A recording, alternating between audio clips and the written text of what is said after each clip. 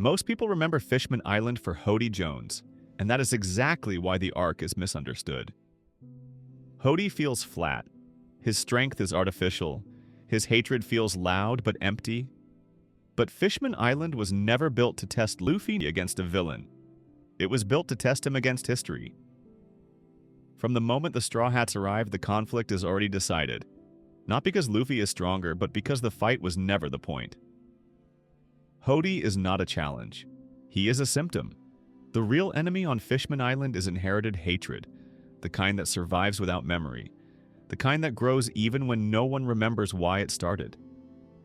That is why Hody does not need a tragic backstory. He is hatred without reason, a product of pain passed down until it becomes identity. And Luffy never argues with him.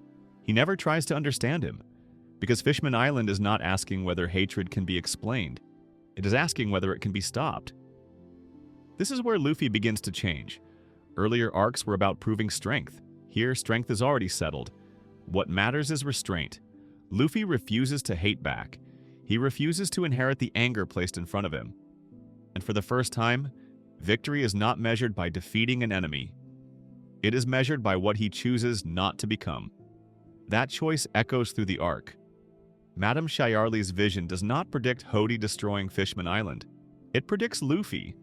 And that moment terrifies everyone because it feels inevitable. Because history has taught them that destruction always follows power. But the prophecy is never about violence. It is about change that looks like destruction to those who fear it.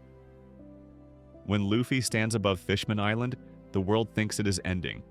What is actually ending is a cycle. This is why Shirahoshi matters more than Hody ever could.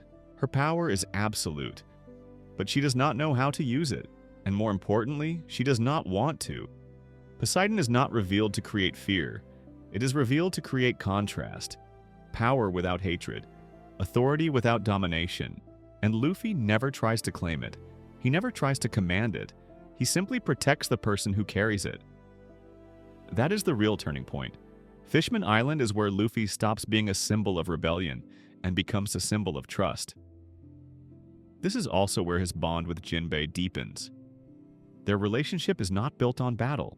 It is built on shared responsibility. Jinbe understands the weight of history. Luffy understands the cost of carrying it forward. When Jinbe offers his blood to Luffy, it is not a dramatic gesture.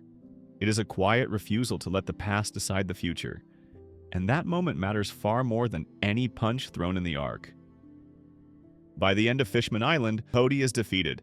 But nothing is celebrated. Because hatred does not vanish with one loss. It fades when it stops being inherited.